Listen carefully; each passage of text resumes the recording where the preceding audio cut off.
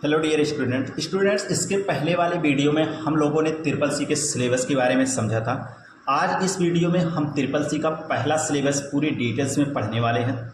इसकी थ्योरी क्या होती है, इस थ्योरी को हम पढ़ेंगे। इसके बाद हम धीरे धीरे करके सारी थ्योरीज को कवर करेंगे। थ्योरीज कवर होने के बाद हम लोग यहाँ पर एक एक करके क्वेश्चन को डिस्कस करेंगे और एक बेहतरीन तरीके से इस ट्रिपल सी के सेशन को ख़त्म कर रहे होंगे। और एग्ज़ाम में बैठने के बाद आप लोगों को ये एहसास हो जाएगा कि हाँ, आपने कहीं से जो तैयारी किया है एक बहुत बेहतरीन तैयारी किया है और सितंबर के ट्रिपल सी एग्ज़ाम में आप बहुत ही अच्छा स्कोर कर रहे होंगे। तो चलिए इस वीडियो को स्टार्ट करते हैं। यहाँ पर सबसे पहला जो लेसन था आपका, यहाँ लेसन था कंप्यूटर का परिचय। तो एक कंप्यूटर का परिचय जो है आपका ये पहला लेसन था, तो जो कि आज हम इस वीडियो में इस लेसन को कवर करने वाले हैं। Introduction to computer. कंप्यूटर क्या होता है, सबसे पहले इसको सीखेंगे। कंप्यूटर क्या होता है? कंप्यूटर शब्द की उत्पत्ति लैटिन भाषा के कंप्यूट शब्द से हुई है, जिसका अर्थ है गणना करना। कंप्यूटर एक इलेक्ट्रॉनिक उपकरण है। कंप्यूटर जो होता है एक इलेक्ट्रॉनिक उपकरण होता है। इलेक्ट्रॉनिक उपकरण मतलब जो लाइनों से चलता है, जो बिजली से चलता है, उसी को इलेक्ट्रॉनिक उपकरण बोला जाता है। ठीक है, जो बिजली से चलते हैं वो क्या होते हैं? इलेक्ट्रॉनिक उपकरण होते हैं। जो यूजर द्वारा दिए गए आंकड़ों का मतलब होता है डाटा। जैसे जो आप कंप्यूटर में कुछ भी लिखते हैं वो आपके क्या होते हैं? डाटा। और यूजर कौन होता है? आप, क्योंकि आप कंप्यूटर चला रहे हैं। जो कंप्यूटर को चलाता है वो कहलाता है यूजर। और आंकड़े क्या होते हैं? कच्चे आंकड़े, यानी कि रॉ डाटा। रॉ डाटा उसे कहते हैं जो हम कंप्यूटर को दे रहे हैं। जो दे तो दिए हैं लेकिन अभी हमें प्राप्त नहीं हुआ है उसका आउटपुट, वो होता है कंप्यूटर का रॉ डाटा। ठीक है, जिसे हम क्या कहते हैं? इनपुट। क्या लिखा है? जो यूजर द्वारा दिए गए आंकड़ों को इनपुट के रूप में ग्रहण करता है, वो क्या होते हैं? जो कंप्यूटर हमसे ग्रहण करता है इनपुट के रूप में, वो होते हैं रॉ डाटा, यानी कि कच्चे आंकड़े, कच्चे तत्व। इसके बाद निर्देश के अनुसार उसकी प्रोसेसिंग करता है।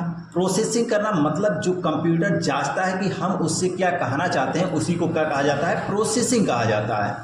और परिणाम स्वरूप, ठीक है, परिणाम स्वरूप अर्थपूर्ण सूचना इंफॉर्मेशन प्रदान करता है। ठीक, पहले तो हम क्या करते हैं? कंप्यूटर को इनपुट देते हैं, जो उससे कहना चाहते हैं वो हम इनपुट करते हैं कीबोर्ड के माध्यम से, माउस के माध्यम से। इसके बाद कंप्यूटर उसकी जांच करता है, जिसे हम प्रोसेसिंग कहते हैं। और जांच करने के बाद जो परिणाम प्राप्त होता है, परिणाम स्वरूप जो अर्थपूर्ण सूचना हमें मिलता है, उसी को कहा जाता है आउटपुट, यानी कि पक्के तत्व। ठीक, तो ये होती है कंप्यूटर की परिभाषा। कंप्यूटर क्या होता है आप समझ गए होंगे। तो आप इस परिभाषा को अच्छे से देख लीजिए और हो सकता है तो आप लोग क्या करिए, नोट्स बना लीजिए इसका। आगे आपकी क्या हेडिंग है? कंप्यूटर के मूल चक्र। ठीक है, कंप्यूटर कैसे काम करता है इसके मूल चक्र को समझेंगे। सबसे पहले कंप्यूटर क्या करता है? इनपुट करता है। इसके बाद प्रोसेसिंग करता है। पहले जो हम देते हैं तो उस कंप्यूटर में इनपुट होगा। इसके बाद कंप्यूटर उसकी प्रोसेसिंग करेगा। प्रोसेसिंग करने के बाद जो हमें रिजल्ट देता है उसी को हम क्या कहते हैं? आउटपुट कहते हैं। क्या कहते हैं? आउटपुट। और ये आउटपुट भी होता है और आप इसे स्टोर भी कर सकते हैं। ठीक है, कंप्यूटर में स्टोर भी कर सकते हैं। अब इसके बाद जो आपका है डेटा, तो सबसे पहले हम समझेंगे डाटा होता क्या है। यह एक असंगठित और कच्चे आंकड़े होते हैं, जैसे नाम, रोल नंबर, मार्क्स। जैसे आप कुछ भी कंप्यूटर में लिखना चाहते हैं, जैसे नाम हो गया, रोल नंबर हो गया, मार्क्स हो गया, ये सारी चीज़ें क्या होते हैं? हमारे कच्चे आंकड़े होते हैं, यानी कि असंगठित तथ्य होते हैं, डाटा होते हैं असंगठित। और सूचना क्या होती है इसको हम समझेंगे। सूचना प्रोसेसिंग के बाद प्राप्त संगठित और अर्थपूर्ण डेटा को सूचना कहते हैं। ठीक है, जैसे जब हम कंप्यूटर को कोई चीज़ कहना चाहते हैं, कंप्यूटर से कोई डाटा उसमें प्रवेश करना चाहते हैं, जैसे हमने कहा कि कंप्यूटर से राम लिखिए, तो हम कीबोर्ड से टाइप करेंगे RAM। ये क्या होते हैं? RAM असंगठित डाटा होते हैं। मतलब अभी कंप्यूटर में हमने दिया है असंगठित, इसका इंफॉर्मेशन हमें नहीं प्राप्त हुआ है। अब जैसे नाम हमने लिख दिया या फिर कोई रोल नंबर लिख दिया, कोई नंबर से दिया, कुछ भी, एनी वन, कुछ भी डाटा हमने टाइप कर दिया कंप्यूटर में, तो क्या होते हो? असंगठित डाटा होते हैं, कच्चे आंकड़े होते हैं, ठीक है। अब इसके बाद जो हम कंप्यूटर को देंगे तो इसकी कंप्यूटर क्या करेगा, प्रोसेसिंग करेगा। प्रोसेसिंग करने के बाद जो हमें क्या करेगा, अर्थपूर्ण डेटा हमें प्राप्त होगा, हमें जो दिखाई देगा कंप्यूटर में जो हमने लिखा है उसी को कहा जाता है पक्के तथ्य, यानी कि अर्थपूर्ण डाटा, संगठित डाटा, उसी को कहा जाता है संगठित डाटा, यानी कि इंफॉर्मेशन, वो होता है सूचना। उम्मीद करते हैं आपको अच्छे से समझ में आया होगा डेटा क्या होता है और सूचना क्या होता है। आगे हम चलते हैं, यहाँ पर पढ़ेंगे हम कंप्यूटर की विशेषता। कंप्यूटर की विशेषताएं क्या होती हैं, तो देखिए ये वीडियो थोड़ा सा लंबा हो जाएगा, तो टाइम निकाल कर इस वीडियो को आप लोग पढ़िएगा और समझिएगा। अगर टाइम आपके पास ना हो तो आप 1 घंटे बाद इस वीडियो को आकर पढ़िएगा इसमें, और कॉपी पेन लेकर बैठिएगा ताकि इसमें आप नोट्स बना सकें। तो कंप्यूटर की विशेषताएं हम लोग पढ़ रहे हैं। कंप्यूटर की विशेषताएं में क्या हो रहा है, पहली विशेषता क्या है, गति। कंप्यूटर कार्य को माइक्रो सेकंड, नैनो सेकंड या पिको सेकंड में पूरा करता है। जो काम हमें करने में घंटों लग जाते हैं, कंप्यूटर उसी को सेकंडों में कर देता है, ठीक है, नैनो सेकंडों में कर देता है और पिको सेकंडों में भी कर देता है। ये बहुत ही तेज गति से काम करता है, ये इसकी विशेषता है। सटीकता यानी कि एक्यूरेसी यानी कि शुद्धता, ठीक है। कंप्यूटर बिना किसी गलती के कार्य करता है। क्या करता है, बिना किसी गलती के कार्य करता है। गलत परिणाम तभी आते हैं जब यूजर द्वारा गलत डेटा दिया जाए। जैसे GIGO हमने लिखा, गार्बेज इन गार्बेज आउट कहा जाता है, इसका फुल फॉर्म होता है, ठीक है। इसे क्या कहा जाता है, गार्बेज इन गार्बेज आउट। ये बहुत इंपॉर्टेंट है, इसको आप लोग नोट करके रखिएगा, गार्बेज इन गार्बेज आउट, क्योंकि इसका फुल फॉर्म GIGO का CCC में बहुत ही अधिक पूछा जाता है। तो इसका फुल फॉर्म क्या होता है, गार्बेज इन गार्बेज आउट। तो चलिए अगली विशेषता क्या है, सक्षमता और कर्मठता, यानी कि डिजिलेंस जिसे हम कहते हैं। बिना थके, बिना उबे, लगातार घंटों तक समान गति और शुद्धता से कार्य कर सकता है, ये कंप्यूटर की विशेषता होती है। लेकिन हम लोग क्या कर सकते हैं, अभी किसी मानव या मनुष्य को देखा जाए तो कुछ समय काम करेगा, उससे थकावट महसूस होगी। क्यों, क्योंकि वो एक ह्यूमन पैथोलॉजी है। लेकिन कंप्यूटर क्या है, कंप्यूटर एक इलेक्ट्रॉनिक मशीन है जो लाइन से चलता है, जिसके अंदर किसी भी प्रकार की कोई फीलिंग्स नहीं होती है, ठीक है। तो एक लाइन से चलता है, एक मशीन है, और ये बिना रुके थके लगातार एक ही समान गति से काम करता रहता है। इसकी एक क्या है, ये विशेषता है। अब होता है बहुमुखी प्रतिभा। एक ही समय में गणितीय, तार्किक और ग्राफिकल आदि कई तरह के कार्य करने में सक्षम होता है कंप्यूटर। और भंडारण क्षमता इसकी होती है, जिसे हम कहते हैं स्टोरेज, मतलब कोई सामान स्टोर करके रखना। विशाल मात्रा में डेटा और निर्देशों को लंबे समय तक सुरक्षित रखने में सक्षम होता है कंप्यूटर। स्वचालन यानी कि ऑटोमेशन, एक बार निर्देश देने के बाद, अगर कंप्यूटर को आप एक बार कोई निर्देश दे देते हैं, पूरी प्रक्रिया स्वतः स्वचालित होती है। मतलब एक बार आपने निर्देश दे दिया कंप्यूटर को, तो वो सारे काम वो अपने आप करेगा बिना किसी हस्तक्षेप के। आप अगर उसे कुछ भी कोई हस्तक्षेप नहीं करते हैं तो जो आपने उसे कार्य दिया है वो पूरी तरीके से खत्म कर देता है। तो एक कंप्यूटर की क्या होती हैं, ये विशेषताएं होती हैं। चलिए अब समझते हैं कंप्यूटर की सीमाएं क्या होती हैं। देखिए कंप्यूटर की सीमाएं होती हैं जैसे बुद्धिमत्ता और अभाव, नो IQ। कंप्यूटर में क्या होता है, इसकी जो सीमाएं होती हैं, सीमाओं से बंधा नहीं होता है। इसमें देखिए क्या होता है, इसमें कोई नो IQ, इसमें स्वयं सोचने समझने या निर्णय लेने की क्षमता नहीं होती है। एक कंप्यूटर में खुद से सोचने समझने की क्षमता नहीं होती। जैसे मनुष्य खुद सोच सकता है, समझ सकता है, लेकिन कंप्यूटर सोच और समझ नहीं सकता है और कोई निर्णय नहीं ले सकता है। ये उसी बेस पे काम करता है जो हम इससे करवाना चाहें, ठीक है। इसके बाद भावहीनता, भावहीन होता है, भावनाहीन होता है, इसके अंदर कोई फीलिंग्स नहीं होती है। इसमें दया, क्रोध, मानवीय संवेदनाएं नहीं होती हैं, किसी भी प्रकार का इसके अंदर कोई फीलिंग्स नहीं होती हैं।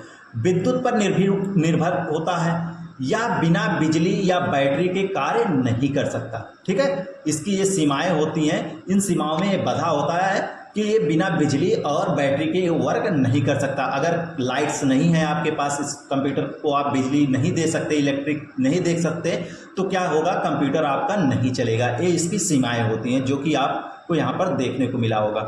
इसके बाद हम समझेंगे कंप्यूटर के विकास और पीढ़ियाँ। कंप्यूटर के विकास और पीढ़ियाँ क्या होती हैं। सबसे पहले समझेंगे कंप्यूटर का विकास। कंप्यूटर के विकास में सबसे पहला कंप्यूटर जो है अबेकस, ये विश्व का सबसे पहला कंप्यूटर है। ठीक है, ये विश्व का क्या है, सबसे पहला कंप्यूटर है। गणक यंत्र इसे कहा जाता है। इसको चीन द्वारा विकसित किया गया था। ठीक है, ये क्या है, अबेकस दुनिया का आधुनिक कंप्यूटर सबसे पहला कंप्यूटर है। ठीक है, इसे गणक यंत्र कहा जाता है और ये चीन द्वारा विकसित किया गया था। अगला है नेपियर बोन्स। इसकी जो नेपियर बोन्स है, नेपियर बोन्स द्वारा इसका स्थापना जो है ना जॉन नेपियर्स ने किया था और वो भी 1617 ईस्वी में किया था। इसको आप लोग नोट कर लीजिएगा। 1617 ईस्वी में जॉन नेपियर द्वारा इसकी खोज की गई थी, इसका आविष्कार किया गया था, जो कि गुणा करने में सक्षम था। ठीक है, जो कि गुणा करने में सक्षम था। अगला है पास्क लाइन। ये पास्क लाइन जो है ब्लेज पास्कल ने इसको बनाया था 1642 ईस्वी में। इसको नोट कर लीजिएगा, 1642 ईस्वी में इसको ब्लेज पास्कल द्वारा निर्मित पहला यांत्रिक कैलकुलेटर बनाया गया था, जिसमें हम इसमें से कैलकुलेटिंग कर सकते हैं। कैलकुलेटर जिसमें हम एडिंग मशीन जिसे बोला जाता था, पास्क लाइन को क्या बोला जाता था, एडिंग मशीन, जिसमें हम कैलकुलेशन कर सकते थे। ये पहला यांत्रिक कैलकुलेटर था। आगे है आपका डिफरेंस इंजन और एनालिटिकल इंजन। चार्ल्स बेबेज द्वारा 1822 ईस्वी में और 1833 ईस्वी में इसका आविष्कार किया गया था। 1822 ईस्वी में डिफरेंस इंजन का आविष्कार किया गया था और 1833 ईस्वी में एनालिटिकल इंजन का आविष्कार किया गया था। इसी कारण चार्ल्स बेबेज को कंप्यूटर का जनक कहा जाता है। वेरी इंपॉर्टेंट है, कंप्यूटर के जनक कौन है ये पूछ सकता है, तो कौन है, चार्ल्स बेबेज। इसको आप लोग नोट्स कर लीजिएगा।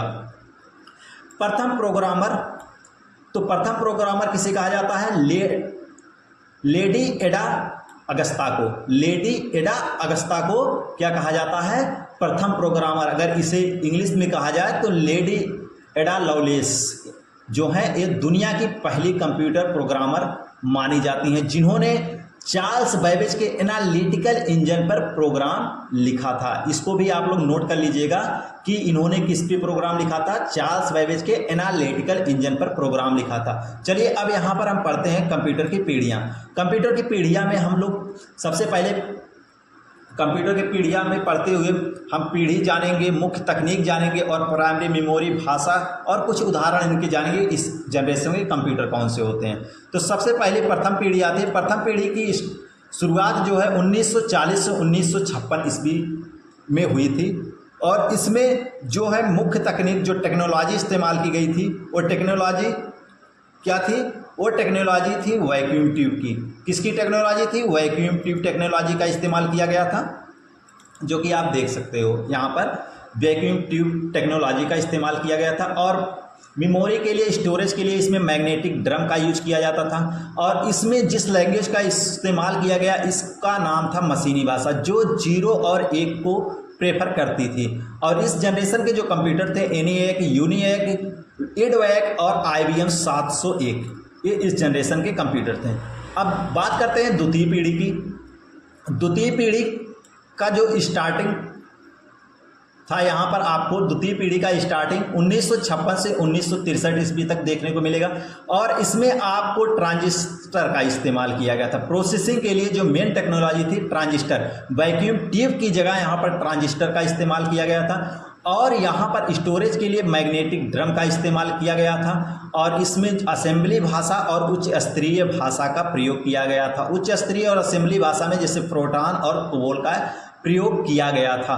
और इस जनरेशन के कंप्यूटर IBM 1401, CDC 1604 और UNIVAC 1107 हैं। तो उम्मीद करते हैं ये चीज़ें आप नोट कर लिए होंगे।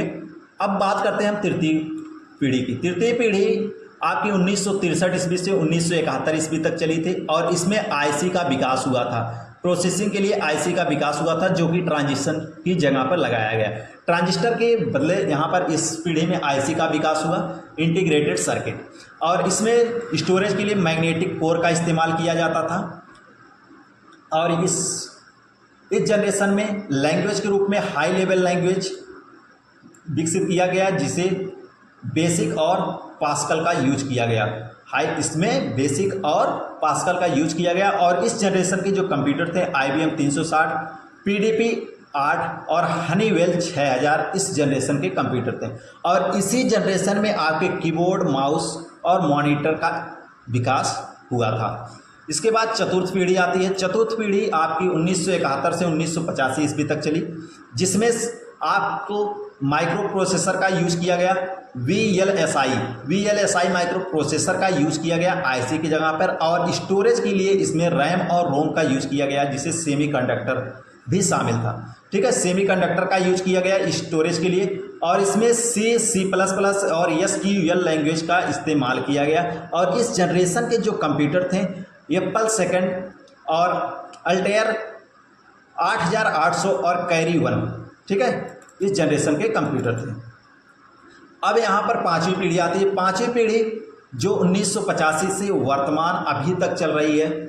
और इसमें आपका ULSI का यूज किया गया, ULSI का यूज किया गया और AI का यूज किया गया, आर्टिफिशियल इंटेलिजेंस, जो कि आज के समय में ट्रेंडिंग में चल रहा है AI। और इसमें स्टोरेज के लिए ऑप्टिकल डिस्क का और SSD का यूज किया गया, जो कि SSD इस समय आपकी ट्रेंडिंग में चल रही है। और इसमें पाइथन, जावा और नेचुरल लैंग्वेज का यूज किया गया। और यहाँ पर इस जनरेशन के कंप्यूटर लैपटॉप, डेस्कटॉप, परम और सुपर कंप्यूटर माने जाने कंप्यूटर हैं इस जनरेशन के कंप्यूटर। तो उम्मीद करते हैं आपको कंप्यूटर का इतिहास और पीढ़ियाँ अच्छे से समझ में आ गया होगा। और इसको आप नोट्स कर लीजिएगा और याद कर लीजिएगा किस जनरेशन में कौन से कंप्यूटर बने थे और किस टेक्नोलॉजी का इस्तेमाल किया गया था और कौन सा जनरेशन कब आया था।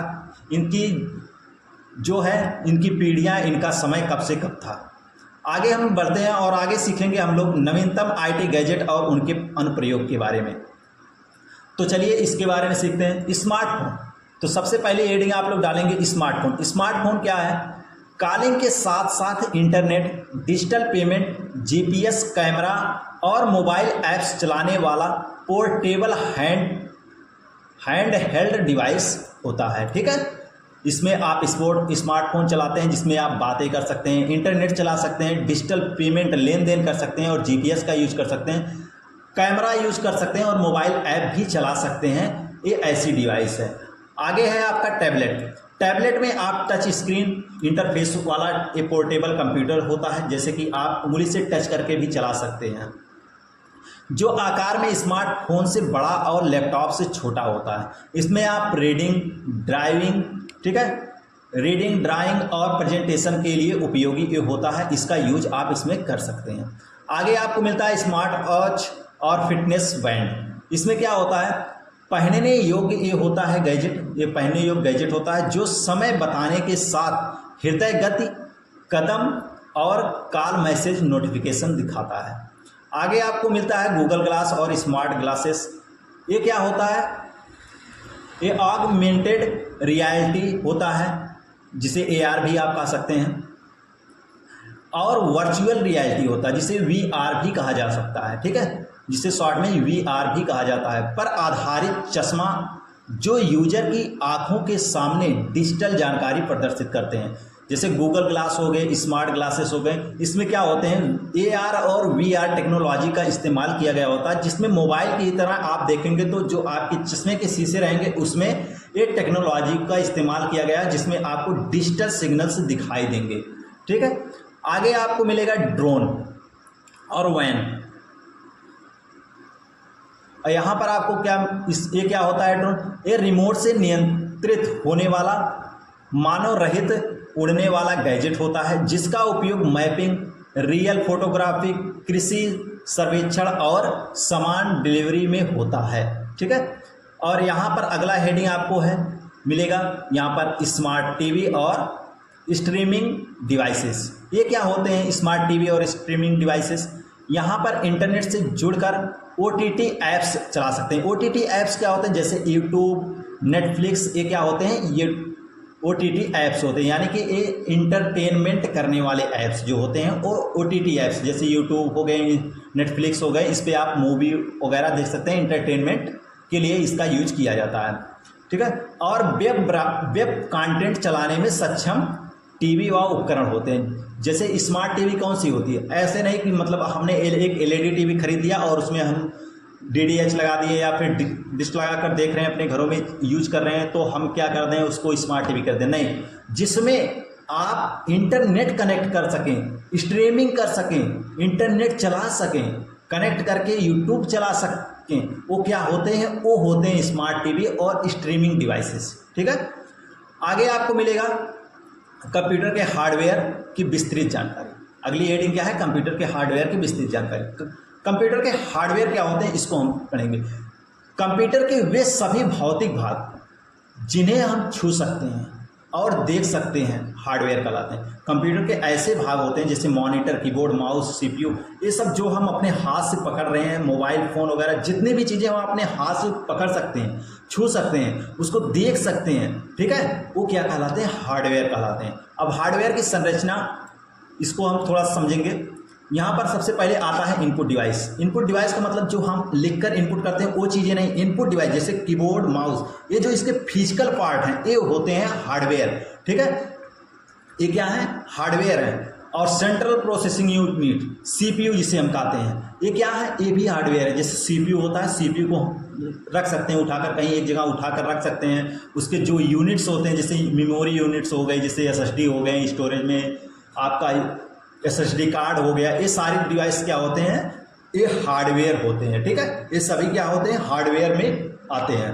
और आउटपुट डिवाइसेस जैसे प्रिंटर वगैरह हो गया, हम लोग इसको छू भी सकते हैं, प्रिंटर को उठाकर एक जगह से दूसरी जगह ले जा सकते हैं, देख सकते हैं। तो ये क्या होते हैं, ये स्ट्रक्चर होते हैं, ये आपके हार्डवेयर के। अब जैसे इनपुट डिवाइस हो गया, इस सेंट्रल प्रोसेसिंग में इसकी जो प्रोसेसिंग होती है वो भी हार्डवेयर है। आउटपुट जिससे निकल कर आता है वो भी एक हार्डवेयर है। ठीक है, तो एक मेमोरी यूनिट जिसमें स्टोर होता है वो भी एक हार्डवेयर से ही बना होता है, जिसको आप छू सकते हैं। ये सारे डिवाइसेस हार्डवेयर से निर्मित होते हैं।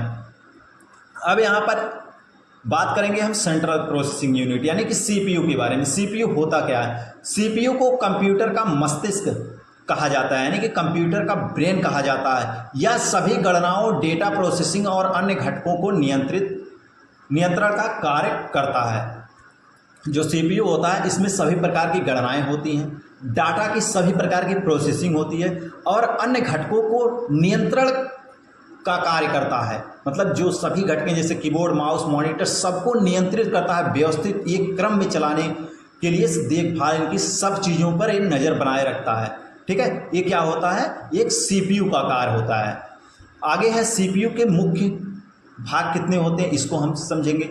तो सबसे पहला भाग होता है और जो इम्पॉर्टेंट भाग होता है उसे कहा जाता है एएलयू, अरिथमेटिक लॉजिक यूनिट, जिसका फुल फॉर्म होता है। इसमें क्या होता है, अरिथमेटिक लॉजिक यूनिट में क्या होता है, इसमें अंक गणितीय क्रियाएं जितनी होती हैं ये सभी होती हैं, जैसे जोड़, घटाव, गुणा, भाग, ये सभी प्रकार की क्रियाएं इसमें एएलयू में होती है। और तार्किक क्रियाएं क्या होती हैं, लॉजिक ऑपरेशन, जैसे तुलना करना। ठीक है, कौन छोटा है, अगर आपने कुछ कहा इससे कंप्यूटर में ये छोटा है, ये बड़ा है, ये किसके बराबर, ये छोटा है, बराबर है कि बड़ा है, ये सारी गणनाएं जिसे हम लॉजिक ऑपरेशन बोलते हैं, ये सब कुछ क्या होता है एएलयू में, जिसे हम तार्किक क्रिया कहते हैं। ये सभी कार्य एएलयू में होता है।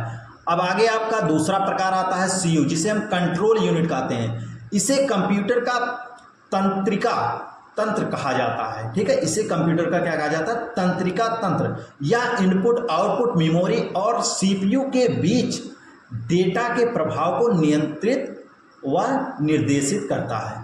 ठीक, आगे आपका रजिस्टर होता है। रजिस्टर क्या करता है, सीपीयू के अंदर स्थित सबसे तेज, छोटी और अस्थायी मेमोरी होती है। ठीक है, ये सीपीयू के अंदर स्थित होती है, लेकिन ये बहुत ही तेज से काम करती है और बहुत छोटी सी होती है, लेकिन अस्थायी मेमोरी होती है जो प्रोसेसिंग के दौरान डेटा और निर्देशों को तुरंत होल्ड करती हैं। यानी कि जैसे आप कोई इनपुट टाइप करते हैं, तुरंत रजिस्टर उनको तेजी से उस पर वर्क करता है और आपके सामने तुरंत रिजल्ट लाकर प्रदान कर देता है। एक कौन सा काम करता है, सीपीयू के अंदर जो होता है रजिस्टर, उसका कार्य होता है। ये होते हैं सीपीयू के इतने 3 भाग होते हैं। ठीक है, जो कि मुख्य रूप होते हैं इसके, और ये आपको आने चाहिए। और एएलयू सीयू का फुल फॉर्म में आपको आना ही आना चाहिए, और ये भी आना चाहिए कि आप एलयू में क्या करते हैं, सीयू क्या करता है और रजिस्टर में क्या कार्य होते हैं।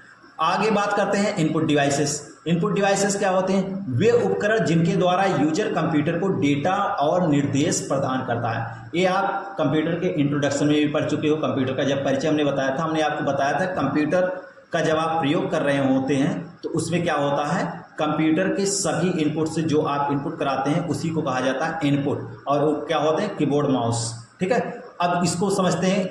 इनपुट प्रदान किया जाता है ना, तो वो किस किस डिवाइसेस किया जाता है, तो एक एक करके हम समझेंगे। सबसे पहला आता है जो मुख्य होता है कीबोर्ड। कीबोर्ड प्राथमिक इनपुट डिवाइस होती है। ठीक है, इसमें अक्षर संख्या कुंजियाँ होती हैं, इनको आप इससे टाइप कर सकते हैं, ए से जेड तक, 0 से 9 तक। फंक्शन कीज होती हैं, फंक्शन कुंजियाँ जिसे हम कहते हैं। तो यहाँ पर F1 से F12 तक जो होती हैं उसे फंक्शन कुंजियाँ कहते हैं। इसके बाद नेविगेशन कुंजियाँ होती हैं, एक या उनसी कुंजियाँ होती हैं। नेविगेशन जैसे एरो कीज हो गया, home, and, page up, page down, ये क्या होते हैं, इन्हें नेविगेशन कीज कहा जाता है। इसके बाद मॉडिफायर कुंजियाँ होती हैं, यानी कि कीज होती हैं जैसे शिफ्ट, कंट्रोल, आल्ट। इन्हें अकेले दबाने पर कोई कार्य नहीं होता, ये अन्य कुंजियों के साथ प्रयोग होती हैं। ये चीज़ हमेशा याद रखना है। इनका यूज कहाँ हम करते हैं, शॉर्टकट में। जैसे हमने कहा अगर आपसे कॉपी करने के लिए आप कंट्रोल के साथ सी दबा देते हैं तो कॉपी हो जाता है। आल सेलेक्ट करने के लिए कहा कंट्रोल के साथ ए दबा देते हैं तो क्या हो जाता है, आल सेलेक्ट हो जाता है। तो ये सारी चीज़ें ये क्या कहलाती हैं, मॉडिफायर कुंजियाँ कहलाती हैं। इसके बाद आता है आपका टॉगल कुंजियाँ। ये टॉगल कुंजियाँ क्या होती हैं, कीज क्या होती हैं, जैसे कैप्स लॉक हो गया, नंबर लॉक हो गया, स्क्रॉल लॉक हो गया, ये क्या है, ये टॉगल कुंजियाँ कहलाती हैं। ये ऑन ऑफ की तरह कार्य करती हैं। ठीक है, अब अगले ही बात करते हैं। अगला इनपुट डिवाइस कौन सा है, माउस। इसे एक पॉइंटिंग डिवाइस कहा जाता है। ठीक है, इसे क्या कहा जाता है, एक पॉइंटिंग डिवाइस। माउस को क्या कहा जाता है, पॉइंटिंग डिवाइस। ये वेरी इंपॉर्टेंट है, इसको नोट करके रख लीजिएगा। और इसका कार्य क्या होता है, इसके कार्य जो होते हैं, इसमें लेफ्ट क्लिक होता है, राइट क्लिक होता है। ठीक है, अब लेफ्ट क्लिक किस लिए करते हैं, सिलेक्ट करने के लिए करते हैं। ऑप्शन को, किसी एप्स ऑप्शन आइकॉन्स को सिलेक्ट करने के लिए, वो टेक्स्ट को सिलेक्ट करने के लिए हम लेफ्ट क्लिक करते हैं। राइट क्लिक क्यों करते हैं, कंटेंट्स मेनू को, जो कंटेंट होते हैं, कंटेंट के मेनू को एक्टिव करने के लिए। जैसे हम राइट क्लिक करेंगे तो कंटेंट मेनू एक्टिव हो जाएगा, तो उसके लिए हम राइट क्लिक का प्रयोग करते हैं। डबल क्लिक किसके लिए प्रयोग किया जाता है, डबल क्लिक किसी एप्लीकेशंस को ओपन करने के लिए डबल क्लिक का प्रयोग किया जाता है। ड्रैग एंड ड्रॉप करने के लिए क्या होता है, ड्रैग एंड ड्रॉप मूव करने के लिए किया जाता है। स्क्रॉल यानी कि ऊपर और नीचे, लेफ्ट राइट अप डाउन करने के लिए स्क्रॉल की का यूज किया जाता है। ठीक है, अगला इनपुट डिवाइस होता है स्कैनर। इसका यूज हम लोग हार्ड कॉपी, क्या होता है, हार्ड कॉपी, जो कागज होते हैं ना उन्हें हार्ड कॉपी, जो जिसे आप कोई प्रिंट करके निकालते हैं उसको हार्ड कॉपी बोल जाए। और उसी हार्ड कॉपी को क्या करता है, ये हार्ड कॉपी कागज पर छपे टेक्स्ट या इमेज क्या कहलाते हैं, हार्ड कॉपी कहलाते हैं, को डिजिटल या सॉफ्ट कॉपी में बदलता है। जैसे अगर आप कहीं जाते हैं कोई कार्य कराने तो क्या करता है, प्रिंटर में अगर कॉपी आप फोटो कॉपी कराने जाते हैं तो क्या होता है, आप कहते हैं फोटो कॉपी कर दीजिए, तो वो प्रिंटर में लगाया जाता है और फोटो प्रिंट निकाला जाता है। तो क्या करता है, प्रिंटर पहले उसको सॉफ्ट कॉपी बनाता है, फिर क्या करता है, उसको हार्ड कॉपी में आपको बदल कर देता है। अगर वही चीज़ हम कंप्यूटर से स्कैन करेंगे, तो स्कैन करने की प्रक्रिया स्कैनर से ही स्कैन किया जाता है और कंप्यूटर में आपके सेव हो जाता है, उसे कहा जाता है सॉफ्ट कॉपी। ठीक, अब आगे आपका आता है OCR, ऑप्टिकल कैरेक्टर रीडर इसे कहते हैं। हाथ से लिखे या प्रिंट किए गए टेक्स्ट को पढ़कर एडिट करने योग्य कंप्यूटर टेक्स्ट में बदलता है। क्या करता है, जो हाथ से लिखे होते हैं या प्रिंट किए गए होते हैं टेक्स्ट, उसको ये क्या करता है, रीड करता है, पढ़कर वो कंप्यूटर में टेक्स्ट में कन्वर्ट करके दे देता है। जैसे अगर आपने कोई हार्ड कॉपी पे प्रिंट कराया है या हाथ से लिखा है, तो OCR ऑप्टिकल कैरेक्टर रीडर क्या करता है, उसको डिजिटल रूप से पढ़ता है और उसको रीड करके वो कंप्यूटर में पढ़ने योग्य यानी कि टेक्स्ट में बदल देता है। ये होता है OCR। OMR क्या होता है, ऑप्टिकल मार्क रीडर। ये प्रतियोगी परीक्षाओं की OMR उत्तर पुस्तिकाओं पर पेंसिल या पेन के निशान की जांच करता है। ठीक है, और MICR क्या होता है, मैग्नेटिक इन कैरेक्टर रीडर। बैंक में चेक पर विशेष चुंबकीय स्याही से लिखे कोड या नंबर को पढ़ने के लिए उपयोग किया जाता है। जब आप बैंक में जाते हैं, बैंक में चेक लेकर अगर जाते हो, उस पर जो लिखा होता है उसको ये पढ़ने का, जो कोड लिखा होता है उसको पढ़ने का ये कार्य करता है। ठीक है। आगे है आपका BCR यानी कि bar code reader. Bar code reader क्या करता है? उत्पादों पर बनी समांतर काली सफेद पट्टियों के डेटा को पढ़ता है। जैसे आप कोई सामान खरीदते हैं, आप उस पर देखते होंगे कहीं कहीं बार कोड बना होता है, यानी कि पतली पतली लाइन बनी होती बहुत सारी एक में, और नीचे थोड़ा सा कुछ लिखा होता है, उसी को कहा जाता है बार कोड कहा जाता है। ठीक है, बार कोड रीडर उसी को पढ़ने का काम करता है। QR कोड रीडर, इस जितने हम बता रहे हैं इस सभी इनपुट डिवाइस है, आप लोग इनपुट डिवाइस के अंदर इसको नोट करके रखिएगा। इसका होता है QR का क्विक रिस्पॉन्स कोड रीडर। ठीक है, क्विक रिस्पॉन्स QR का फुल फॉर्म होता है कोड रीडर।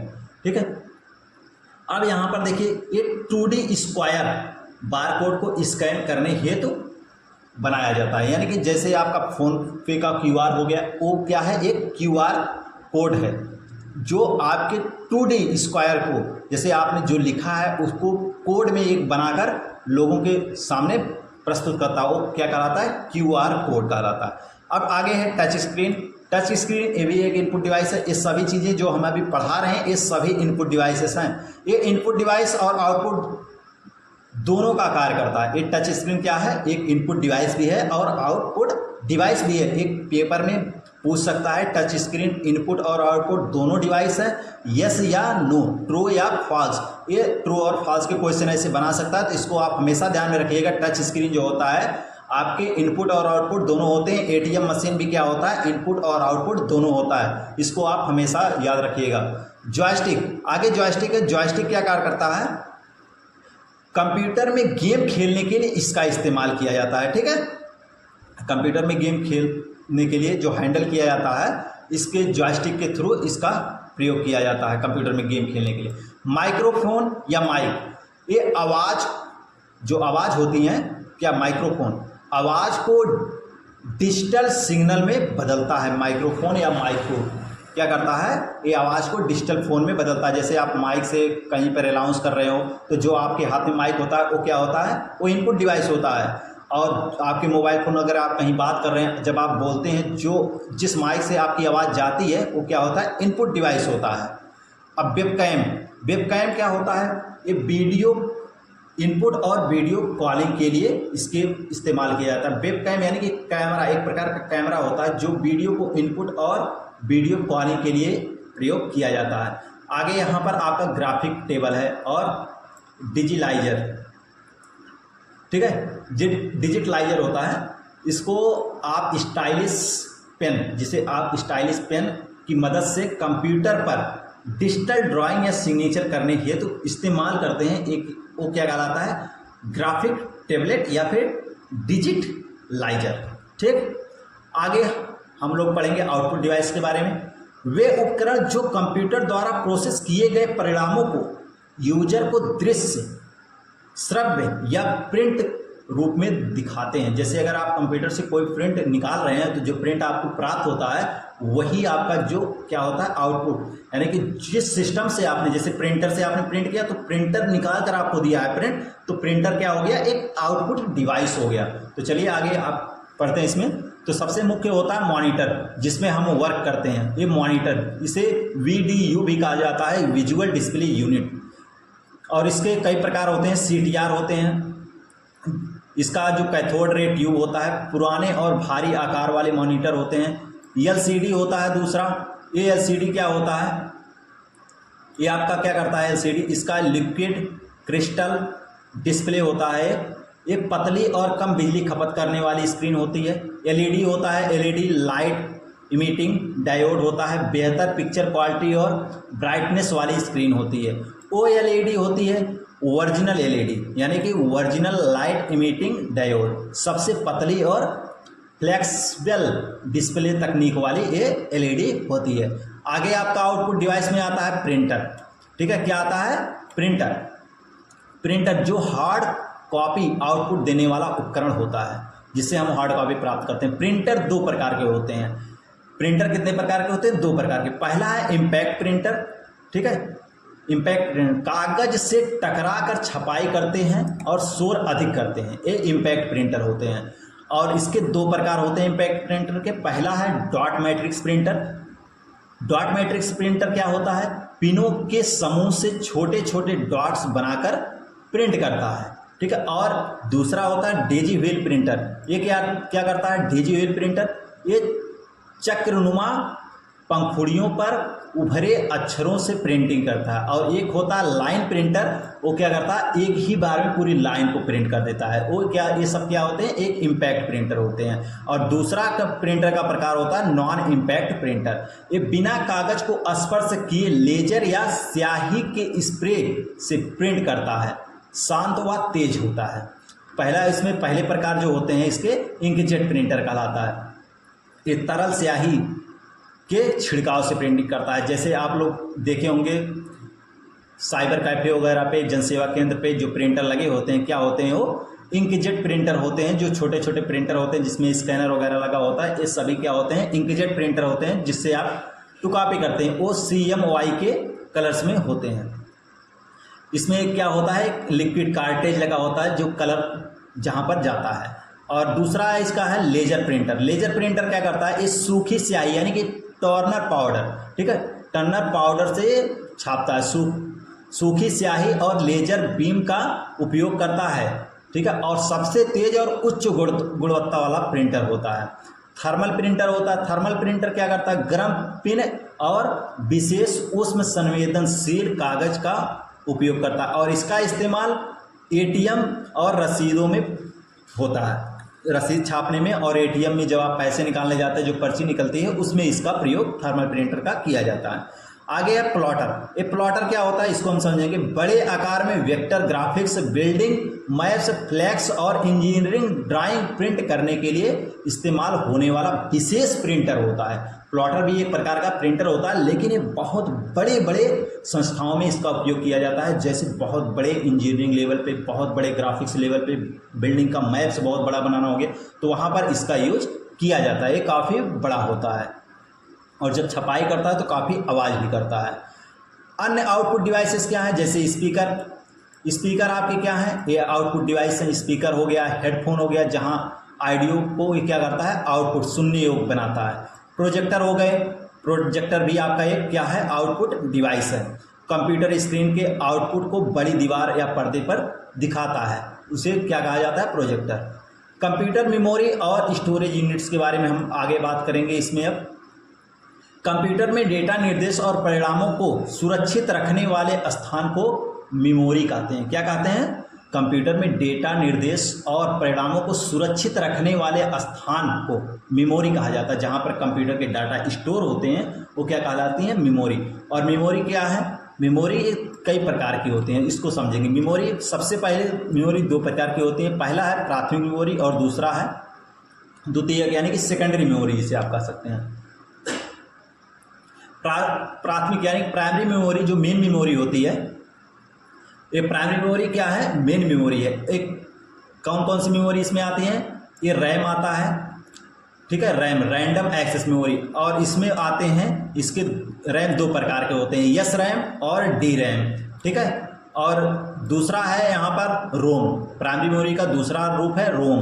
रोम में आपके ये रोम तीन प्रकार के होते हैं, पी रोम, ईपी रोम और डबल ईपी रोम। और यहाँ पर तीसरा आता है कैश मेमोरी। कैश मेमोरी जैसे कि अब अभी कुछ समय पहले हमने रजिस्टर में आपको पढ़ाया था, जिस तरीके से रजिस्टर होता है वो रजिस्टर पे ही लगता है एक कैश मेमोरी, जो कि रजिस्टर को तेज और भी तेज करने में मदद करता है, ठीक है। ये प्राइमरी होता है जो कंप्यूटर में जो भी प्रोसेसिंग होती है उन सब में इन्हीं सब की मदद से हम कार्य करते हैं, इन्हीं मेमोरीज की मदद से। और स्टोरेज मेमोरीज में देखते हैं तो यहाँ पर SSD आपका आता है, HDD, SSD, जो कि हम स्टोरेज के लिए इसका यूज़ करते हैं। पेन ड्राइव आता है, फ्लैश ड्राइव आता है, जो कि ये सभी क्या होते हैं स्टोरेज के लिए इस्तेमाल किए जाते हैं। CD होते हैं, DVD होते हैं, ब्लूरे होते हैं, ये सभी क्या होते हैं सेकेंडरी मेमोरी होते हैं। और इनका यूज कहाँ किया जाता है, इनका यूज कंप्यूटर में डाटा स्टोर करके अस्थायी रूप से रखने के लिए। और जो अभी आपने प्राथमिक मेमोरी पढ़ा, प्राइमरी मेमोरी, ये क्या होते हैं अस्थायी मेमोरी होते हैं। और यहाँ पर जो द्वितीय मेमोरी होती है ये अस्थायी मेमोरी होती है। प्राथमिक मेमोरी को हम अच्छे तरीके से पढ़ेंगे। या सीपीयू के सीधे संपर्क में रहती है और इसके बिना कंप्यूटर बूट नहीं कर सकता। अगर आपकी प्राइमरी मेमोरी नहीं हो तो आपका कंप्यूटर ओपन नहीं हो सकता। रैम क्या है? रैंडम एक्सेस मेमोरी, इसको समझेंगे। या एक अस्थायी वाष्पशील मेमोरी है, बिजली बंद होते ही इसमें मौजूद पूरी डेटा मिट जाता है। इसे रीड या राइट मेमोरी भी कहते हैं। इस कितने प्रकार के होते हैं हमने बताया, ये 2 प्रकार के होते हैं। यस रैम क्या करता है? तेज होती है। ये क्या होता है? तेज होता है। इसे बार बार रिफ्रेश नहीं करना पड़ता, ठीक है। कैश मेमोरी बनाने में प्रयुक्त होता है इसका प्रयोग। और डी रैम यानी कि डायनेमिक रैम धीमी होती है और इसे प्रति सेकंड सैकड़ों बार रिफ्रेश करना पड़ता है। इस सामान्य कंप्यूटर में इसका यूज होता है रैम के तौर पर, ठीक है। अब दूसरा है प्राइमरी मेमोरी, रोम, रीड ऑनली मेमोरी। ये क्या है? यह एक अस्थायी अवाष्पशील मेमोरी है। बिजली जाने के बाद भी इसका डेटा सुरक्षित रहता है, ठीक है। जो रोम होता है ये अस्थायी होता है, अस्थायी मेमोरी होता है। इसमें बिजली जाने के बाद अगर अचानक बिजली चली जाती है फिर भी इसमें डेटा सुरक्षित रहता है। इसमें निर्माता कंपनी द्वारा कंप्यूटर को चालू यानी कि बूट करने वाले प्रोग्राम्स BIOS यानी कि बेसिक इनपुट आउटपुट सिस्टम को स्टोर किया जाता है। इसे फर्मवेयर भी कहते हैं, ठीक है। रोम को क्या कहते हैं? फर्मवेयर भी कहते हैं। इसके प्रकार कितने हैं इसको देख लेते हैं। पी रोम यानी कि प्रोग्रामेबल रोम, इसमें डेटा केवल एक बार लिखा जा सकता है, ठीक है। और ईपी रोम इरेजेबल प्रोग्रामेबल रोम यानी कि प्रावैग्निक किरणों, जिसे UV रे कहा जाता है, ठीक है। UV रे की मदद से डेटा मिटाकर दोबारा लिखा जा सकता है। एक केस में होता है ईपी रोम में। और डबल ईपी रोम इलेक्ट्रॉनिकल, ठीक है, इलेक्ट्रिकली इरेजेबल पी रोम, विद्युत संकेतों द्वारा डेटा मिटाया या नया लिखा जा सकता है। और ये पेन ड्राइव और आधुनिक बायोस में प्रयुक्त होते हैं, ठीक है, जिसमें हम डेटा को मिटा सकते हैं और फिर इसमें स्टोर कर सकते हैं। कैश मेमोरी का होता है। कैश मेमोरी सीपीयू और मुख्य मेमोरी रैम के बीच स्थित अत्यंत तेज स्पीड वाली प्राइमरी मेमोरी होती है। यह बार बार उपयोग होने वाले डेटा को अस्थायी रूप से होल्ड करती है ताकि सीपीयू की गति बढ़ सके, ठीक है। उम्मीद करते हैं आपको ये मेमोरी अच्छे से समझ में आई होगी। अब आपको यहाँ द्वितीय मेमोरी क्या होते हैं इसको समझिए। यह डेटा को अस्थायी रूप से बड़े पैमाने पर स्टोर करने के लिए उपयोग की जाती है। यह नॉन वोलेटाइल होती है, ठीक है, नॉन वोलेटाइल होती है। इसके प्रकार क्या होते हैं? SSD यानी कि हार्ड डिस्क ड्राइव, SSD यानी कि solid state drive. Hard disk drive जो कि मैग्नेटिक डिस्क पर आधारित होता है, और SSD फ्लैश मेमोरी आधारित आधुनिक स्टोरेज जो SSD की तुलना में अत्यंत तेज और टिकाऊ होती है। ऑप्टिकल डिस्क होता है, लेजर बीम द्वारा डेटा पढ़ा या लिखा जाता है इसमें। और इसमें क्या आते हैं? CD, ठीक है। ऑप्टिकल डिस्क में CD यानी कि कंपैक्ट डिस्क, DVD, डिजिटल, यहाँ पर इसका फुल फॉर्म बहुत इंपॉर्टेंट है। DVD का डिजिटल वर्जेटाइल डिस्क होता है। इसकी क्षमता क्या होती है? 4.7 GB से 8.5 GB तक। और इस CD की क्षमता क्या होती है? 700 MB। ये बहुत इंपॉर्टेंट है, इसको आप लोग नोट कर लीजिएगा अपनी कॉपी में। ब्लू रे डिस्क की क्षमता क्या होती है? 25 GB से 50 GB। बहुत इंपॉर्टेंट है इस टॉपिक, इसको नोट कर लीजिएगा आप लोग, ठीक है। ये 25 से 50 GB इसकी क्षमता होती है ब्लू रे डिस्क की। और अब आते हैं फ्लैश ड्राइव। फ्लैश ड्राइव क्या होता है? पेन ड्राइव और मेमोरी कार्ड होता है। पेन ड्राइव और मेमोरी कार्ड होता है। और इसमें देखिए आगे है मेमोरी मापन की इकाई। जो मेमोरी होती है इसको किस इकाइयों में मापते हैं इसके बारे में हम यहाँ पर चर्चा करने वाले हैं। तो जो कंप्यूटर की सबसे छोटी इकाई होती है वो बिट होती है। क्या होती है? बिट कंप्यूटर की सबसे छोटी इकाई होती है जिसे बाइनरी डिजिट कहा जाता है। और ये 0 या 1, 2 अंक होते हैं इसमें, 0 या 1, ठीक है। अब यहाँ पर आप लोग देख सकते हैं एक निम्बल बराबर 4 बिट्स होते हैं, 1 बाइट्स बराबर 4 बिट्स होते हैं। तो इन सबको देखते आप चलिएगा। 1 किलो बाइट बराबर 1024, 1 KB बराबर 1000 24 बाइट्स। तो फुल फॉर्म आप लोग देख लीजिएगा इन सब का। 1 MB बराबर 1024 KB होता है, जो कि यहाँ पर बाइट्स भी लिखा गया है कितने बाइट्स के बराबर होगा। 1024 बाइट्स 210 बाइट्स। तो इसको आप लोग देखते हुए चलिएगा, ठीक है। यहाँ पर बाइट्स भी बताए गए हैं कि कितने बाइट्स के बराबर क्या होंगे, ठीक है। 210 बाइट्स भी आप लिख सकते हैं, ठीक है। ये चीज़ आप लोग हमेशा ध्यान में रखिएगा। और इम्पॉर्टेंट ये है, इसको याद रखिएगा, जो KB है 1024 KB, ये बहुत ही इंपॉर्टेंट है। जो 1024 आगे लिखा हुआ है ये वेरी इंपॉर्टेंट है। तो कहीं कहीं इसको ये पूछ लेता है, अगर आपको 1024 MB या 1230 बाइट्स मिले तो इन दोनों में से जो ऑप्शन में हो उसको टिक लगाइएगा। 1 GB बराबर 1024 MB, 1 TB बराबर 1024 GB, 1 PB बराबर 1024 TB। तो इस तरीके से सबसे जो बड़ी यहाँ पर है एक्टाबाइट है। एक YB बराबर क्या होता है आपका 1024 GB। तो इस सबसे बड़ी यूनिट्स होती हैं, इसको आप लोग लिख लीजिएगा। और अब आप बात करेंगे कंप्यूटर सॉफ्टवेयर के बारे में। कंप्यूटर हार्डवेयर को संचालित करने और विशिष्ट कार्य पूर्ण करने के लिए दिए जाने वाले निर्देश, प्रोग्राम और नियमों के समूह को सॉफ्टवेयर कहते हैं, ठीक है। जो कंप्यूटर हार्डवेयर को संचालित करता है और विशिष्ट कार्य को पूरा करने के लिए जो निर्देश, प्रोग्राम, नियम के समूह होते हैं उन्हीं को सॉफ्टवेयर कहा जाता है। जैसे एप्लीकेशंस होते हैं जिनको हम चलाया जाता है, ये हार्डवेयर शरीर है, ठीक है। जैसे अगर एक उदाहरण दें तो अगर हार्डवेयर शरीर है तो सॉफ्टवेयर उसकी आत्मा है, ठीक है। अगर हार्डवेयर जो है, अगर आपका कंप्यूटर का हार्डवेयर अगर शरीर है, जैसे मनुष्य के अंदर शरीर है, अगर उसके अंदर सांसें ना चले, उसकी आत्मा ना रहे तो शरीर किसी काम का नहीं होता। उसी तरीके से अगर कंप्यूटर के अंदर सॉफ्टवेयर ना रहे तो कंप्यूटर किसी काम का नहीं है, वो बेकार है। तो सॉफ्टवेयर उसकी आत्मा होती है कंप्यूटर की, कंप्यूटर के हार्डवेयर की। सॉफ्टवेयर के प्रकार को समझेंगे। सॉफ्टवेयर 3 प्रकार के होते हैं, सिस्टम सॉफ्टवेयर, एप्लीकेशन सॉफ्टवेयर और यूटिलिटी सॉफ्टवेयर। सिस्टम सॉफ्टवेयर क्या होता है? सिस्टम सॉफ्टवेयर वे प्रोग्राम जो कंप्यूटर के आंतरिक संचालन को नियंत्रित करते हैं और हार्डवेयर तथा यूजर के बीच मध्यस्थ का कार्य करते हैं, ठीक है। इंटरफेस का, मध्यस्थ का मतलब जोड़ने का कार्य। हार्डवेयर और यूजर के बीच जो जोड़ने का कार्य करता है उसे क्या कहा जाता है? उसे कहा जाता है सिस्टम सॉफ्टवेयर। और सिस्टम सॉफ्टवेयर होते हैं जैसे ऑपरेटिंग सिस्टम। ये क्या है? एक सिस्टम सॉफ्टवेयर है। ऑपरेटिंग सिस्टम क्या होता है? कंप्यूटर का मुख्य नियंत्रक सॉफ्टवेयर जिसके बिना कंप्यूटर चालू ही नहीं हो सकता, ठीक है। जैसे Windows 10, 11, Linux, Unix, Mac OS, Android या iOS, ठीक है। अब यहाँ पर बात करेंगे लैंग्वेज के बारे में, लैंग्वेज ट्रांसलेटर के बारे में। ये उच्च स्तरीय भाषा या असेंबली भाषा में लिखे कोड को मशीनी भाषा 0 और 1 में बदलने का काम करते हैं। ये उच्च स्तरीय या असेंबली भाषा क्या करते हैं?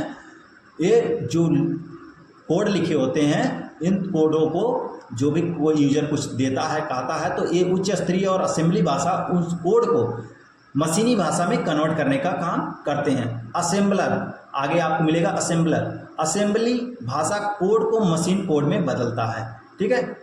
अब यहाँ पर कंपाइलर आता है। कंपाइलर क्या होता है? पूरे हाई लेवल प्रोग्राम को एक साथ, ऑल एट वंस इसे आप कह सकते हैं, एक साथ मशीन कोड में बदलता है और त्रुटि एरर दिखाता है, यानी कि त्रुटियां दिखाता है। अगर सही रहेगा, अगर कुछ एरर रहेगा तो ये सारी चीज़ें एक कंपाइलर बताता है। अब इंटरप्रेटर क्या होता है? इंटरप्रेटर हाई लेवल प्रोग्राम को एक एक लाइन करके मशीन कोड में बदलता है। जो हाई लेवल प्रोग्राम होता है उनको एक एक लाइन करके मशीन कोड में ये बदलता है, ठीक है। अब यहाँ पर डिवाइस ड्राइवर हो गई। डिवाइस ड्राइवर में किसी विशिष्ट हार्डवेयर जैसे प्रिंटर या स्कैनर को कंप्यूटर के ऑपरेटिंग सिस्टम से जोड़ने और सही ढंग से चलाने के लिए आवश्यक विशेष सॉफ्टवेयर होता है। ये डिवाइस ड्राइवर होते हैं। जैसे मान लीजिए अगर आपको कीबोर्ड लगाना है कंप्यूटर में, तो कंप्यूटर में अगर आप कीबोर्ड लगा रहे हैं तो कीबोर्ड इंसर्ट हो जा रहा है, तो आप सोच रहे हैं ये कंप्यूटर के सभी सिस्टम से बने हैं। नहीं, ऐसा नहीं होता। उसके लिए सभी डिवाइस के लिए, जैसे माउस, कीबोर्ड, अगर आपको इंटरनेट चलाना, सबके लिए एक ड्राइवर आता है, ड्राइवर सॉफ्टवेयर। वो सॉफ्टवेयर एक होता है वो ड्राइवर्स, और उसको इंस्टॉल करना पड़ता है। पहले से एक सिस्टम में इंस्टॉल करके रखना पड़ता है, तभी अगर वो ड्राइवर्स आपके सिस्टम से चले जाते हैं, डिलीट हो जाते हैं, तो आप कीबोर्ड या माउस कुछ भी लगाएंगे तो वो आपके कंप्यूटर पे वर्क नहीं करेगा, कनेक्ट नहीं होगा आपके कंप्यूटर से। ठीक है, आगे बात करते हैं एप्लीकेशन सॉफ्टवेयर। वे सॉफ्टवेयर जो यूजर की किसी विशिष्ट आवश्यकता या कार्य को पूरा करने के लिए बनाए जाते हैं, जैसे सामान्य उद्देश्य सॉफ्टवेयर। सामान्य उद्देश्य सॉफ्टवेयर क्या होते हैं? आम उपयोग के लिए बनाए गए सॉफ्टवेयर। उदाहरण जैसे word processing, Libre Office Writer, MS Word, spreadsheet, Calc, Impress, ठीक है, Chrome, Mozilla Firefox, Edge, PowerPoint, ये सभी क्या हैं? ये आपके एप्लीकेशन सॉफ्टवेयर हैं जो कि एक समान उपयोग के लिए बनाए गए हैं, आम लोगों के लिए बनाए गए हैं, आम उपयोग के लिए बनाए गए सॉफ्टवेयर होते हैं। विशेष और अनुकूलित उद्देश्य सॉफ्टवेयर। अब ये किसी विशेष संस्था या कार्य के लिए खास तौर पर डिजाइन किए गए सॉफ्टवेयर क्या होते हैं? विशेष सॉफ्टवेयर होते हैं। उदाहरण के लिए जैसे टैली अकाउंटिंग, जो टैली होता है क्या होता है? ये विशेष अनुकूलित उद्देश्य सॉफ्टवेयर होता है। जैसे रेलवे आरक्षण प्रणाली हो गई, ये पेरोल बिलिंग सॉफ्टवेयर हो गया, ये क्या हो गए? ये विशेष सॉफ्टवेयर होते हैं। ठीक है, ये एप्लीकेशन सॉफ्टवेयर के अंतर्गत ही आते हैं। आगे बात करेंगे यूटिलिटी सॉफ्टवेयर के बारे में। वे प्रोग्राम जो कंप्यूटर की कार्य क्षमता, गति, सुरक्षा और रख रखाव में सुधार करते हैं, उसे क्या कहा जाता है? Utility software. यानी कि अगर आपके कंप्यूटर में कोई भी समस्या हो, जैसे कोई वायरस का खतरा हो, ये यूटिलिटी सॉफ्टवेयर के थ्रू हम उसे सही कर सकते हैं, एंटीवायरस रखकर। ठीक है, तो इसमें देखिए यहाँ बताया भी गया है आगे एंटीवायरस। इसकी यूटिलिटी सॉफ्टवेयर के उदाहरण जैसे एंटीवायरस, वायरस, मालवेयर और ट्रोजन से रक्षा करता है। ठीक है, जैसे कोई वायरस का खतरा, मालवेयर या ट्रोजन, ये सभी क्या होते हैं? एक प्रकार के वायरस होते हैं जो कंप्यूटर को नुकसान पहुंचाने का काम करते हैं, और उन्हीं को हटाने के लिए, उन्हीं से सुरक्षा करने के लिए हम एंटीवायरस का प्रयोग करते हैं, यूटिलिटी सॉफ्टवेयर का प्रयोग करते हैं। आगे आपको मिलेगा डिस्क क्लीनअप, यानी कि ये भी एक यूटिलिटी सॉफ्टवेयर है जो कि अवांछित फाइलों को हटाकर स्पेस खाली करता है। यानी कि कंप्यूटर में जो अनावश्यक फाइलें आ जाती हैं, जंक फाइलें आ जाती हैं, ठीक है, उनको डिलीट करता है, ऑटोमेटिक डिलीट करता है और डिस्क को सुरक्षित रखता है, क्लीनअप रखता है। इसके बाद डिस्क डिफ्रैगमेंटर होता है। अब ये क्या होता है? बिखरी हुई फाइलों को व्यवस्थित करके हार्ड डिस्क की स्पीड बढ़ाता है। ठीक है, अब इसके बाद फाइल कंप्रेशन होता है, फाइलों या साइज छोटा करने वाला सॉफ्टवेयर। ठीक है, जैसे विनपिच, जो विनजिप होता है, विनरायर होता है, ये सब क्या करते हैं? जैसे फाइल की साइज़ बहुत बड़ी है, जैसे कोई 1 MB की साइज़ है, उसको ये क्या कर देंगे? 100 KB कर देंगे, 200 KB कर देंगे, इस तरीके से उनकी साइज़ को छोटा कर देते हैं। ये सभी यूटिलिटी सॉफ्टवेयर के अंतर्गत आते हैं। आगे हम सॉफ्टवेयर के विवरण, लाइसेंस के आधार के प्रकार के बारे में बात करेंगे। ओपन सोर्स सॉफ्टवेयर, पहला है ओपन सोर्स सॉफ्टवेयर। ये सॉफ्टवेयर मुफ्त में उपलब्ध होते हैं और इनका सोर्स कोड भी सभी के लिए खुला होता है, जिसे कोई भी एडिट, मॉडिफाई कर सकता है, जैसे Linux, Libre office, VLC media player, Android या पाइथन। ठीक है, ये सभी क्या होते हैं? ओपन सोर्स सॉफ्टवेयर होते हैं। तो इनको आप लिख लीजिएगा कि ये कौन सा सॉफ्टवेयर है, ओपन सोर्स सॉफ्टवेयर है। ये आपके क्वेश्चन में अधिकतर बार पूछा जा चुका है। आगे है प्रॉपर्टी कमर्शियल सॉफ्टवेयर। इन्हें उपयोग करने के लिए पैसा देकर लाइसेंस खरीदना पड़ता है। इन्हें सोर्स कोड गुप्त रखा जाता है, इनका जो सोर्स कोड है वो गुप्त रखा जाता है। एक क्या होते हैं? जैसे Microsoft Windows, MS Office, Adobe Photoshop, Mac OS, इन्हें क्या करना पड़ता है? इनका लाइसेंस लेना पड़ता है, इन्हें खरीदना पड़ता है। इनके कोड गुप्त रखे जाते हैं, इनको कोई चेंज नहीं कर सकता। ठीक है, फ्रीवेयर होता है। ये फ्रीवेयर क्या होता है? ये मुफ्त में इस्तेमाल करने के लिए उपलब्ध होते हैं, लेकिन इनका सोर्स कोड यूजर को नहीं मिलता है। जैसे व्हाट्सएप, एडोब रीडर, ये तो आप फ्री में चला सकते हैं, लेकिन इनका सोर्स कोड आपको नहीं दिया जाता, किसी यूजर के पास उपलब्ध नहीं होता है। तो ये भी इम्पॉर्टेंट है। इन सबको जितने भी यहाँ पर दिए गए हैं इनको आप अवश्य रख लीजिएगा। फ्रीवेयर और शेयरवेयर भी नोट कर लीजिएगा। ये शुरुआत में सीमित समय के लिए मुफ्त ट्रायल के रूप में दिए जाते हैं, अवधि समाप्त होने के बाद पैसे देने होते हैं। जैसे विनरार, मतलब ये कुछ समय के लिए ही होता है, और अगर इसका उपयोग जब आप उस समय तक पूरा कर लेते हैं तो बाद में इस्तेमाल करने के लिए आपको इसके लिए चार्ज देना पड़ता है, पैसा देना पड़ता है। आगे हम बात करेंगे मोबाइल्स ऐप्स के बारे में। ये मोबाइल्स ऐप्स क्या होते हैं, एप्लीकेशंस क्या होते हैं, इनको हम पढ़ेंगे। स्मार्टफोन और टैबलेट पर चलने के लिए डिजाइन किए गए सॉफ्टवेयर को मोबाइल ऐप कहते हैं। ठीक है, जो स्मार्टफोन और टैबलेट में हम यूज करते हैं ऐप्स को, उसी को क्या कहते हैं, मोबाइल एप्लीकेशन कहते हैं। जैसे नेटिव ऐप्स अभी हम लोग तो यूज करते हैं, लेकिन हमें ये नहीं पता है हम कौन सा ऐप यूज कर रहे हैं, किस प्रकार में आते हैं, तो इसको हम जानेंगे। नेटिव ऐप्स क्या होते हैं, किसी विशेष ऑपरेटिंग सिस्टम जैसे एंड्रॉयड हेतु जावा, कोटलिन या iOS हेतु स्विफ्ट के लिए बनाए जाते हैं। इन्हें प्ले स्टोर, ऐप स्टोर से इंस्टॉल किया जाता है, जैसे व्हाट्सएप। ठीक है, वेब ऐप्स क्या होते हैं, ये इंस्टॉल नहीं होते बल्कि मोबाइल वेब ब्राउज़र पर सीधे चलते हैं, जैसे इन facebook.com।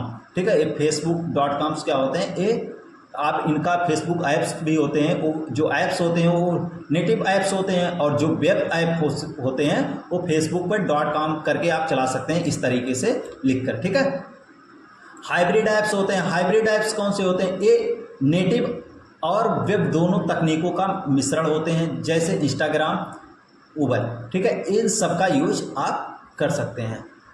बाकी देखिए, ये जो भी है आपका पूरा सिलेबस हमने लेसन 1 चैप्टर पूरा कर दिया है। इसमें जो भी जो भी चीज़ें छूट गई हैं, जैसे कुछ यहाँ पर फुल फॉर्म्स वगैरह छूट गए हैं, उनको मैं नीचे यहाँ पर फुल फॉर्म्स के तौर पर दे रहा हूँ आपको। यहाँ पर आप देख सकते हैं कंप्यूटर के परिचय में जो भी फुल फॉर्म छूट गए थे या फिर उसमें बताए भी गए थे, तो यहाँ पर हमने एक साथ आपको यहाँ पर दे दिया गया है आपको, और आप इसका यूज कर सकते हैं। तो एक एक करके इन सभी फुल फॉर्म्स को आप नोट कर लीजिएगा, हो सके तो इनका स्क्रीनशॉट ले लीजिए।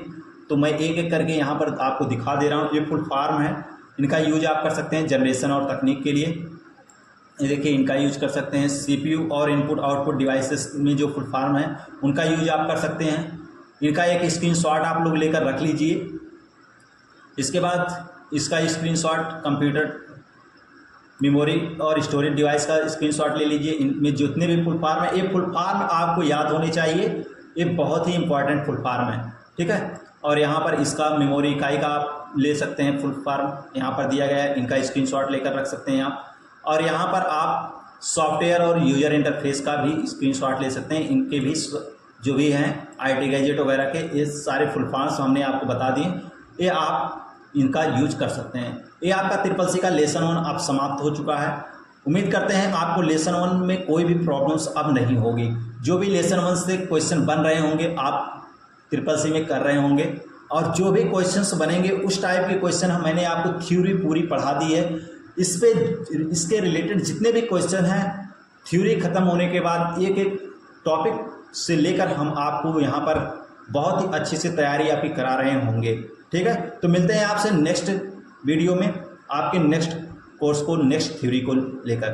तब तक के लिए अगर आप लोग जय गुरुदेव कंप्यूटर एजुकेशन पे पहली बार आए हैं तो चैनल को सब्सक्राइब कर लीजिए, बेल आइकन दबा दीजिए, ताकि कोई भी वीडियो आए उसका नोटिफिकेशन आप तक जल्द से जल्द पहुंचे। और जिन लोगों का, जिन बच्चों का CCC का एग्ज़ाम है सितंबर महीने में, उन लोगों के पास ये वीडियो शेयर कर दीजिए। बिल्कुल शॉर्ट नोट्स बनाए हैं, बहुत बेहतरीन तैयारी के लिए। इनको पढ़कर आप CCC बेस्ड बहुत ही अच्छे स्कोर के साथ निकाल सकते हैं। तो इस वीडियो उन तक ज़रूर पहुंचाइएगा जो सितंबर में एग्ज़ाम दे रहे हैं और सितंबर की तैयारी कर रहे हैं CCC के लिए। मिलते हैं आपसे नेक्स्ट वीडियो में।